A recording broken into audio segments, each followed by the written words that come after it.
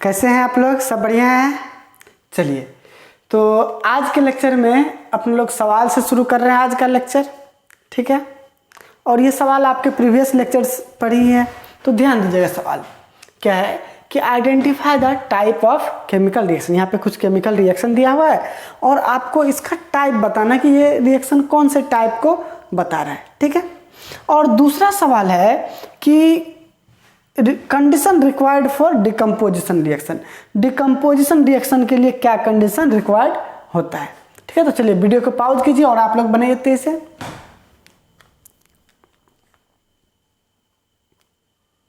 तो चलिए बना लिए होंगे, ठीक है। तो अब आप लोग ध्यान दीजिएगा, ठीक है। तो देखिए, जब ये टाइप ऑफ केमिकल रिएक्शन पूछ रहा है तो अपना लोग कौन कौन सा टाइप जानते हैं? एक तो जानते हैं combination reaction, decomposition reaction, displacement reaction, double displacement reaction, यही सब रिएक्शन अपना लोग जानते हैं। तो चलिए, तो अब देखते हैं यहाँ पर क्या हो रहा है कि ये रिएक्टेंट, आप तो जानते हैं कि ये जो एरो है, इस एरो के लेफ्ट साइड में जो रहता है उसको क्या बोलते हैं? रिएक्टेंट बोलते हैं।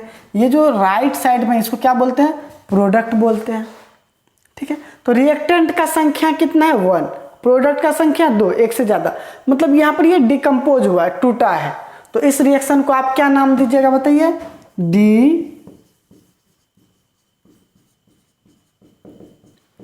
Decomposition reaction. क्या नाम दीजिएगा? Decomposition reaction. और यहां पर देखिए, रिएक्टेंट N2 और H2 कंबाइन होकर के सिंगल प्रोडक्ट बनाया है, ठीक है। तो कोई भी ऐसा रिएक्शन जिसमें रिएक्टेंट कंबाइन करे और सिंगल प्रोडक्ट बनाए, उसको अपना लोग क्या बोलते हैं? Combination reaction. क्या बोलते हैं? कॉम्बिनेशन रिएक्शन, ठीक है। सिंपल है, आसानी से समझ में आ रहा होगा। और यहां पर आप देखिए कि यहां पर CuSO4 है, Fe है, और यहां पर FeSO4 बन गया। मतलब आप देख रहे हैं कि ये जो Fe है, ये कॉपर को डिस्प्लेस कर दिया है, ठीक है। समझ रहे बात को? क्या क्या है कि ये आयरन कॉपर को डिस्प्लेस कर दिया है। और आप जानते हैं कि अगर कोई ऐसा रिएक्शन हो जिसमें more reactive element less reactive element को डिस्प्लेस करे, तो उसको कौन सा रिएक्शन? Displacement reaction. अब डिस्प्लेसमेंट में डबल डिस्प्लेसमेंट भी होता है। तो आप जानते हैं कि डबल डिस्प्लेसमेंट में रिएक्टेंट क्या होता है? सिर्फ और सिर्फ कंपाउंड होता है। यहाँ पर तो ये एलिमेंट है, तो ये क्या होगा? Single displacement reaction. यानी कि उसको आप सिंपली क्या लिख सकते हैं? डिस्प्लेसमेंट रिएक्शन लिख सकते हैं, ठीक है। एक बात और, डिस्प्लेसमेंट रिएक्शन में अभी क्या हो रहा है कि मेटल को डिस्प्लेस कर रहा है। हाँ, ऐसा भी हो सकता है, बार बार आपको बताते हैं आ रहे हैं कि ऐसा भी हो सकता है कि नॉन मेटल को डिस्प्लेस करे। हाँ, लेकिन अभी क्या हो रहा है कि मेटल को डिस्प्लेस कर रहा है, ठीक है। मतलब ये क्या चीज कि इलेक्ट्रोपॉजिटिव एलिमेंट को डिस्प्लेस कर रहा है, या फिर अगर देखें तो कैटायन को डिस्प्लेस कर रहा है, ऐसा आप कह सकते हैं, ठीक है। अगला सवाल देखिए। अगला सवाल में क्या है कि ये भी एक्वस सॉल्यूशन ऑफ AgNO3 और यहाँ पर aqueous solution of sodium chloride, मतलब दोनों का दोनों कंपाउंड है। और यहाँ पर देखिए सॉलिड सब्सटेंस बना है। तो आप इस सॉलिड सब्सटेंस को देखिए, जब दो सॉल्यूशन हो, रिएक्टेंट में क्या हो? सॉल्यूशन हो, ठीक है। और प्रोडक्ट में क्या बने? सॉलिड सब्सटेंस बने, जिसको अपना लोग PPT बोलते हैं, प्रिसिपिटेट बोलते हैं। तो आप इस रिएक्शन को प्रिसिपिटेशन रिएक्शन भी कह सकते हो। लेकिन आप जानते हो कि प्रिसिपिटेशन रिएक्शन जो है डबल डिस्प्लेसमेंट रिएक्शन का एग्जाम्पल मात्र है। क्या है ये? एग्जाम्पल है। प्रिसिपिटेशन रिएक्शन क्या है? डबल डिस्प्लेसमेंट का एग्जाम्पल है। तो आप फाइनली आप इसको क्या बोलोगे? डबल डिस्प्लेसमेंट रिएक्शन बोलोगे। क्या बोलोगे इसको? डबल डिस्प्लेसमेंट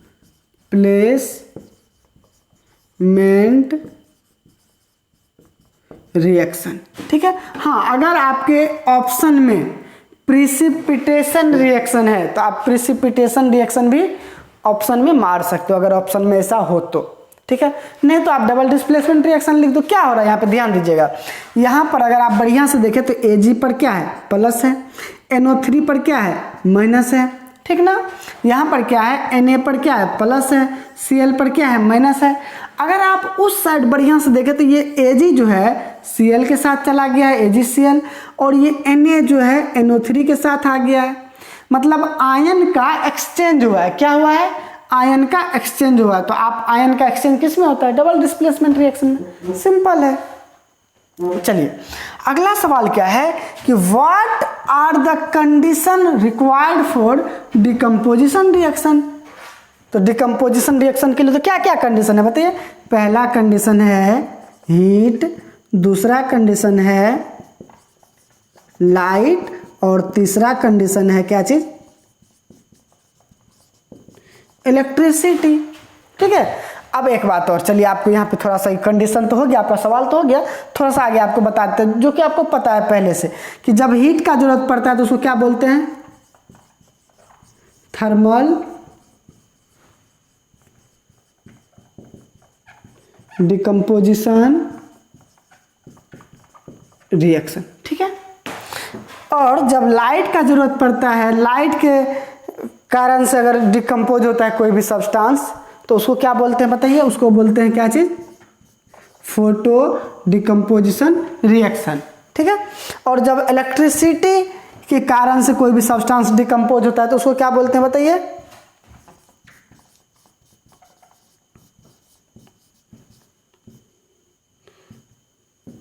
ठीक है, क्या बोलते हैं, इलेक्ट्रोलाइटिक डिकम्पोजिशन रिएक्शन। चलिए बहुत ही अच्छा। अब एक बात और, इस तीनों का एग्जाम्पल आप अपने जुबान पे हमेशा रखिए, बहुत ही इंपॉर्टेंट है ये। आपको कभी भी आपके एग्जाम में आसानी से ऐसा सवाल आ सकता है। ऐसा सवाल आपको किसी कंपटीशन में पूछ सकता है कि थर्मल डिकम्पोजिशन का एक एग्जाम्पल बताइए, या ऑप्शन में दे देगा, बोलेगा इसमें से कौन सा थर्मल डिकम्पोजिशन का एग्जाम्पल है, कौन सा फोटो डिकम्पोजिशन का एग्जाम्पल है, कौन सा इलेक्ट्रोलाइटिक डिकम्पोजिशन का एग्जाम्पल है। तो आप सिंपली इस सब तरह के रिएक्शन का एग्जाम्पल याद करके रखे रहिए। हम तो ऐसा कहेंगे कि आप सारे रिएक्शन का कम से कम 5-5 एग्जाम्पल याद रखिए। इससे होगा कि आपको और भी ये चैप्टर, क्या कोई भी चैप्टर आपको 10th का केमिस्ट्री का आपको बहुत ही आसान लगेगा। ठीक है। तो चलिए आगे बढ़ते हैं, लिखिए इसको तेज से आप लोग। तो चलिए आप वीडियो को पॉज करके पहले ये सवाल बनाने का कोशिश कीजिए। ठीक है। चलिए समझा देते हैं आपको ये सवाल। सवाल क्या बोल रहा है कि a solution of a substance x is used for white washing. क्या बोल रहा है, यूज्ड फॉर व्हाइट वॉशिंग। कहने का मतलब यहाँ पे ये बोल रहा है कि कोई आपके पास एक्स सब्सटेंस है, ठीक है, और इसका सॉल्यूशन, क्या चीज, इसका सॉल्यूशन मतलब ये वाटर में मिला दिया गया है। इस एक्स को क्या किया गया है, वाटर में मिला दिया गया है, और तब जो बना है तो इसका सॉल्यूशन बना है। तो इसका जो सॉल्यूशन बना है, मान लीजिए ये Y, इसका यूज किया जाता है, क्या किया जाता है, यूज्ड फॉर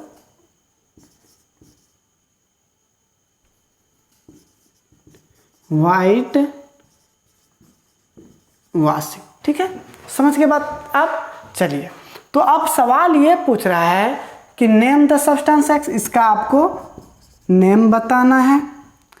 और दूसरा आप बोल रहा है कि right the reaction of substance x. ये जो सब्सटेंस एक्स है इसका आपको रिएक्शन बताना है किसके साथ, विथ वाटर, मतलब ये वाटर के साथ, मतलब यही रिएक्शन भी आपको ये पूछ रहा है। ठीक है।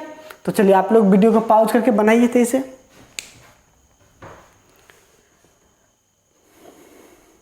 चलिए बना लिए, ठीक है। चलिए इधर ध्यान दीजिए। तो ध्यान दीजिए, व्हाइट, सबसे पहली बात तो ये जो है आप कितना याद रखते हो उसके बेसिस पे ये सवाल है कि आपको याद है कि नहीं, जो आपको बताए हैं वो आपको याद है कि नहीं, उसके बेसिस पे ये सवाल है। तो अगर आप रिवीजन कर रहे होंगे लगातार तो आपको याद होगा अभी ये कि आपको बताए थे कि व्हाइट वॉशिंग जो अपना लोग करते हैं, ठीक है। आपको ये वाला केमिकल रिएक्शन याद है, अगर आपको याद हो तो बहुत अच्छी बात है। CaO+H2O, और ये बनाता है क्या चीज़, CaOH का होल 2। क्या ये केमिकल रिएक्शन आपको याद है? अगर याद होगा तो ये कैल्शियम ऑक्साइड जो है, इसको क्या बोलते हैं, कैल्शियम ऑक्साइड। ठीक है। इसका नाम होता है क्या चीज, QUIC के क्विक लाइम। क्या बोलते हैं इसको? क्विक लाइम बोलते हैं। ठीक है, तो क्विक लाइम का जब सॉल्यूशन अपना लोग बनाते हैं, ठीक है, ये क्या है, क्विक लाइम का जब सॉल्यूशन बनाते हैं तो उसको क्या बोलते हैं? Slagged lime. ठीक है, क्या बोलते हैं उसको? Slagged lime. और इसी स्लैग्ड लाइम का अपना लोग यूज करते हैं क्या चीज? व्हाइट वॉशिंग के लिए। क्या चीज के लिए? व्हाइट वॉशिंग के लिए। तो अब एक बार आप सवाल पढ़िए। A solution of substance x, a solution of substance x is used for white washing. ठीक है, तो अब देखिए, ध्यान दीजिए, name the substance x. X का क्या नाम है बताइए आप? पहला सवाल जो आपका है कि नेम द सब्सटेंस एक्स, तो एक्स का नाम क्या है? एक्स का नाम है क्विक लाइम। ठीक है, आप एग्जाम में इसको बहुत अच्छे तरीके से लिखोगे। क्या लिखोगे? कि the name of the substance x is quick lime. ठीक है, चलिए दूसरा सवाल क्या है कि इसका रिएक्शन है वाटर के साथ। तो वाटर के साथ तो रिएक्शन आपको बता दिए, हाँ, लेकिन आपको इसी को लैंग्वेज में भी लिखना है कि when quick lime is react with water to form slaked lime and slaked lime is used for white washing. ठीक है, तो देखिए ये सवाल आपके 10th के एग्जाम में पूछा हुआ सवाल है। तो ऐसा नहीं कि एक बार पूछ दिया तो अब नहीं पूछेगा। ठीक है, ऐसा कोई बात नहीं, ये कसम नहीं खाया है कि एक बार ऐसा सवाल पूछ दिया तो अब नहीं पूछेंगे। इस तरह का सवाल आपके एग्जाम में हर एक बार आता है। ये एक्स वाई करके ऐसा सवाल आपके एग्जाम में हर एक बार आता है 10th के एग्जाम में। तो हो सकता है आपके एग्जाम में आ जाए, ये आए या कोई और आए। आपको कॉन्सेप्ट अगर क्लियर है तो कोई भी सवाल आप बना लीजिएगा। ठीक है, बस यहाँ पर क्या था कि आपको ये याद रखना था कि व्हाइट वॉशिंग के लिए आखिर हम क्या यूज करते हैं? यस, क्विक लाइम यूज करते हैं। कैल्शियम ऑक्साइड को क्या करते हैं? पानी में डालते हैं। तो आपको बोले थे ना, यहाँ पे बर्तन जिस कंटेनर में डालते हैं वो कंटेनर गर्म हो जाता है, हिसिंग साउंड निकलता है, वहाँ पर ये सॉल्यूशन बन जाता है और इसी को अपना लोग क्या करते हैं? वाल पे चिपका देते हैं। एक बात और, अगर मान लीजिए थोड़ा सा और आगे आपसे पूछ देता कि ये जो सेलेक्ट लाइन बना है, इसको जब अपना लोग वाल पे चिपकाते हैं तो फिर वो जो सॉलिड बनता है उस सॉलिड को क्या बोलते हैं? यस, तो ये थोड़ा सा आपसे आगे पूछ देता रिएक्शन। क्या चीज़? कि ये जो वाल पे चिपकाते हैं तो क्या होता है, एयर में जो कार्बन डाइऑक्साइड है वो कार्बन डाइऑक्साइड के साथ ये रिएक्शन करके क्या बना लेता है बताइए? ये बना लेता है CaCO3। क्या बना लेता है? CaCO3। और क्या होता है कि वाटर बनता है, जो वाटर अपना बाहर निकल जाता है। ठीक है, वाल से अपना बाहर वेपर के फॉर्म में बाहर निकल जाता है। तो वो जो सॉलिड बनता है वो क्या है? ये है कैल्शियम कार्बोनेट, जिसका नाम क्या होता है? कॉमर्शियल नाम क्या होता है? Lime stone. ठीक है, क्या नाम होता है? Lime stone. तो आप याद रखिएगा, कैल्शियम ऑक्साइड को क्विक लाइम बोलते हैं, कैल्शियम हाइड्रोक्साइड को सेलेक्ट लाइम बोलते हैं, कैल्शियम कार्बोनेट को लाइम स्टोन बोलते हैं। ये चीज आप याद रखिएगा। ठीक है, तो चलिए आगे बढ़ते हैं। आप लोग इसको लिख लीजिए।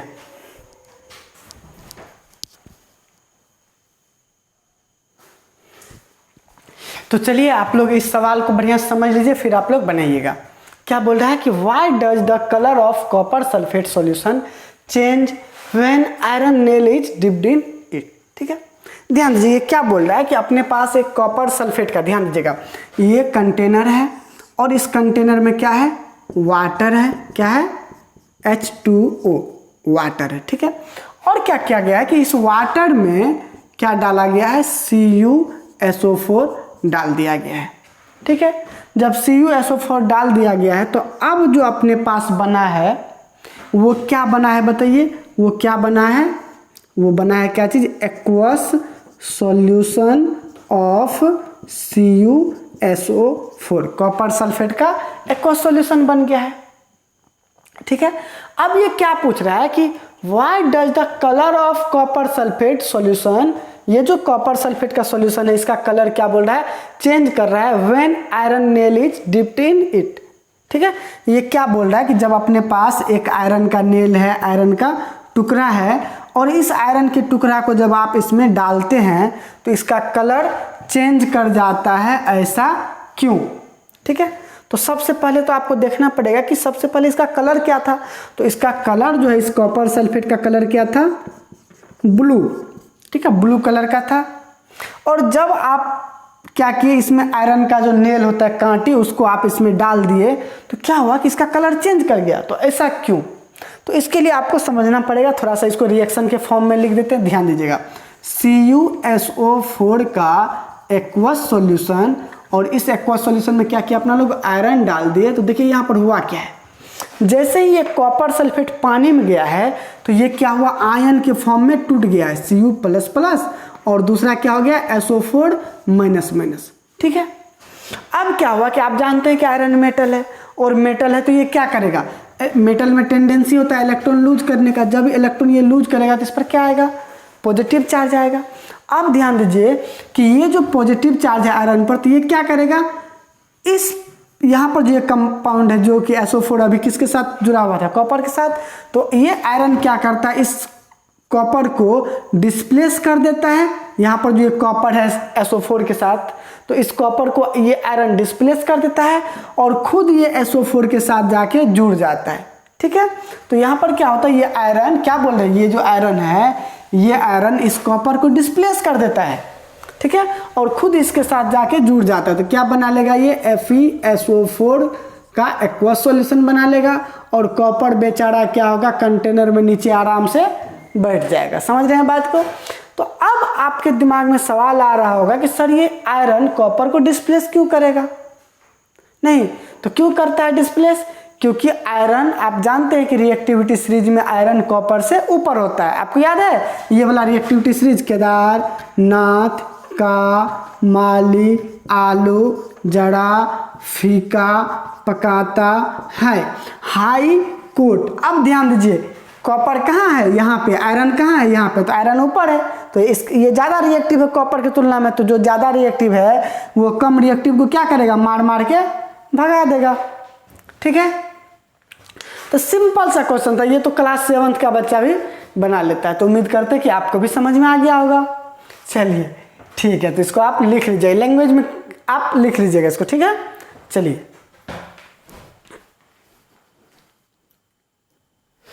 तो अगला सवाल क्या है, अगला सवाल है कि आपको यहाँ पे एग्जाम्पल पूछ रहा है डबल डिस्प्लेसमेंट रिएक्शन का। ठीक है। तो देखिए अभी यहाँ पे जानबूझ के ये डबल डिस्प्लेसमेंट का एग्जाम्पल यहाँ से आपसे बोल रहे हैं कि आपको बताने के लिए डबल डिस्प्लेसमेंट का एग्जाम्पल यहाँ पे जानबूझ के ऐसा किया है। क्यों?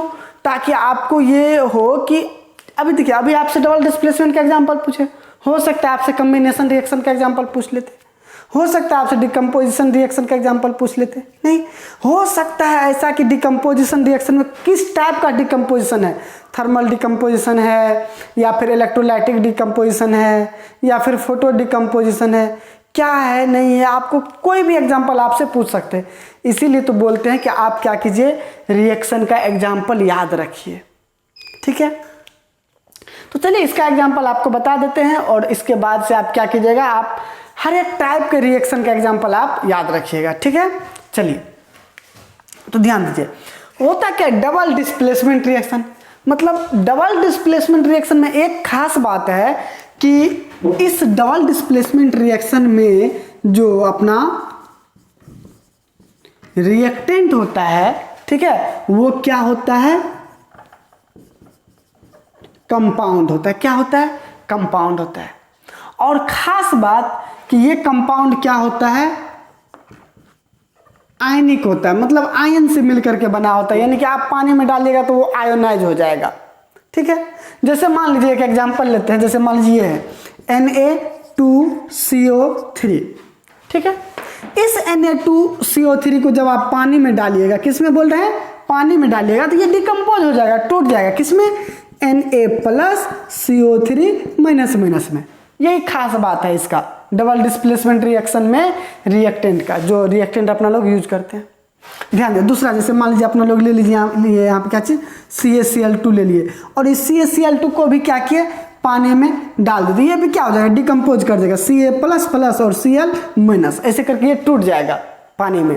तो अब ध्यान दीजिए, मान लीजिए कि ये एक कंटेनर में है और ये दूसरा कंटेनर में है। ठीक है। क्या बोल रहे हैं, आप समझ रहे हैं बात को, ये एक कंटेनर में है और ये दूसरा कंटेनर में। अब मन क्या, इसको मिला दिए, क्योंकि अपना लोग को रिएक्शन तो करवाना है, अपना लोग क्या किए, इसको मिला दिए, मतलब दोनों को क्या किए, इस कंटेनर में जो है इसको भी इसमें डाल दिए, ठीक है, और इस कंटेनर में जो है इसको भी इसमें डाल दिए, तो अब क्या होगा, आपस में रिएक्शन होगा। क्या होगा, रिएक्शन होगा। कहने देखिए कैसे होगा, जैसे मान लीजिए इसका ये प्लस वाला है तो इसका प्लस वाला क्या होगा, इसके माइनस वाला के साथ जाएगा, चिपक जाएगा। ये प्लस वाला क्या होगा, इस माइनस वाला के साथ जाके चिपक जाएगा। आप जानते हैं कि अपोजिट चार्ज जो होता है एक दूसरे को अट्रैक्ट करता है, ठीक है, तो क्या होगा, इसका प्लस वाला इसके माइनस वाला के साथ चिपक जाएगा और ये प्लस वाला इस माइनस वाला के साथ जाके चिपक जाएगा। तो ध्यान दीजिएगा यहाँ क्या बनेगा, आप लोग बिल्कुल बढ़िया ध्यान दीजिएगा।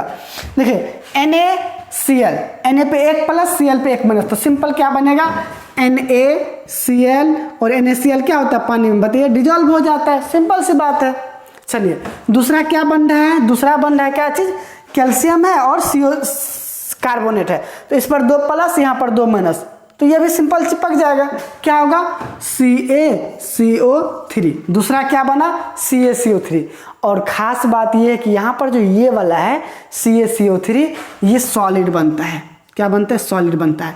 तो यहाँ से आपको एक और चीज पता चला, क्या बताइए, आप खुद बताइए। यस, यहाँ पर ये पता चला कि कैल्शियम का कार्बोनेट जो होता है ये वाटर में इनसॉल्यूबल होता है। क्या होता है, वाटर में इनसॉल्यूबल होता है। चलिए, मतलब ये उतना डिजॉल्व नहीं करता है वाटर में। तो इस रिएक्शन को आप प्रिसिपिटेशन रिएक्शन भी बोल सकते हैं। क्यों, क्योंकि यहाँ पे पीपीटी बना है ना, पीपीटी सॉलिड सब्सटेंस जो नीचे बैठ जाएगा। तो चलिए, डबल डिस्प्लेसमेंट आपको समझ में आया। देखिए, आप जैसे ही डबल डिस्प्लेसमेंट का कोई आपसे एग्जांपल पूछे तो आप वहां पे 2 रिएक्शन का एग्जांपल दे सकते हैं। एक तो न्यूट्रलाइजेशन रिएक्शन, मतलब एसिड बेस वाला रिएक्शन, और दूसरा जिसमें प्रिसिपिटेशन रिएक्शन, प्रिसिपिटेट बने, ठीक है। तो चलिए आप इसको लिख लीजिए।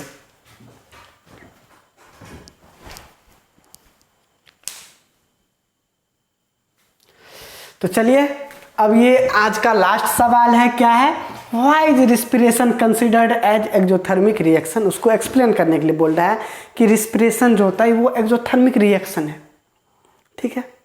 तो देखिए, सबसे पहले तो ये समझना पड़ेगा कि ये रिएक्शन है या फिर नहीं है, उसके बाद एक्सोथर्मिक है या इंडोथर्मिक है वो देख लेंगे। तो सब समझिए, अपना लोग जो रिस्पिरेशन में क्या करते हैं, ऑक्सीजन अंदर लेते हैं। क्या करते हैं, ऑक्सीजन को अंदर लेते हैं, ठीक है। ये ऑक्सीजन गैस बॉडी के अंदर जाता है, ठीक है। और बॉडी के अंदर पहले से क्या रहता है, फूड, भोजन जो अपना लोग खाए हुए हैं वो भोजन, क्या, ग्लूकोज C6H12O6, ये पहले से है बॉडी के अंदर, ठीक है। तो होता क्या है कि ये ऑक्सीजन इसके साथ रिएक्ट करके, ठीक है, क्या बाहर निकाल देता है, कार्बन डाइऑक्साइड, वाटर जो बॉडी के काम में आ जाता है, और दूसरा हीट रिलीज होता है। यहाँ पर क्या होता है, एनर्जी मिलता है, एनर्जी, हीट रिलीज नहीं, मतलब यहाँ पे एनर्जी रिलीज होता है। जो एनर्जी क्या होता है, बॉडी को जरूरत पड़ता है, जैसे अपना लोग एनर्जी का जरूरत पड़ता है अपना लोग को, तो ये एनर्जी जो कि बॉडी के काम में आ जाता है, वाटर बॉडी के काम में भी आ जाता है, और जो वाटर काम में नहीं है तो फिर क्या होता है, अपशिष्ट से बाहर निकल जाता है। और यहाँ पर ध्यान दीजिएगा, ये क्या है, रिएक्शन है, कौन सा, एक्सोथर्मिक रिएक्शन। क्योंकि आप जानते हैं किसी भी रिएक्शन में अगर हीट एनर्जी बाहर निकलता है, ठीक है, तो उसको क्या बोलते हैं, एक्सोथर्मिक रिएक्शन। तो यहाँ पर क्या होता है, जब अपना लोग भोजन करते हैं तो वो भोजन ऑक्सीजन के साथ कंबाइन होकर इसके साथ रिएक्शन करके क्या बना लेता है, कार्बन डाइऑक्साइड, वाटर, और बॉडी को एनर्जी मिलता है, ठीक है। जिस एनर्जी का यूज अपना लोग डिफरेंट वर्क करने में यूज करते हैं, कभी दौड़ने में, एक्सरसाइज करने में, नहीं तो बहुत सारा काम है, इस एनर्जी के कारण अपना लोग बहुत सारा काम करते हैं। तो चलिए, तो रिस्पिरेशन क्या है, एक एक्सोथर्मिक रिएक्शन का एग्जाम्पल है। तो यही नहीं, ऐसा ऐसा आपके सामने बहुत सारा सवाल आ सकता है कि ये भी सवाल आ सकता है कि what is exothermic reaction, what is endothermic reaction, किसी भी तरीका से आपके सामने में सवाल आ सकता है। तो आपका क्या होता है कि आपको बस करना क्या है कि आपको बस जितना टाइप का रिएक्शन अभी तक में पढ़ाए हैं वो टाइप के रिएक्शन को आप बहुत ही अच्छे लेवल पे समझ जाइए। उसके बाद बार बार आपको बोल रहे हैं कि आप रिएक्शन को बैलेंस कीजिए, ठीक है। तो चलिए एक काम करेंगे, अगले लेक्चर में आपको कुछ रिएक्शन को फिर से बैलेंस करके आपको दिखाएंगे, ठीक है। और उसके बाद अपना लोग ऑक्सीडेशन रिडक्शन पढ़ेंगे, ठीक है। चलिए, तो आज के लिए बस इतना ही।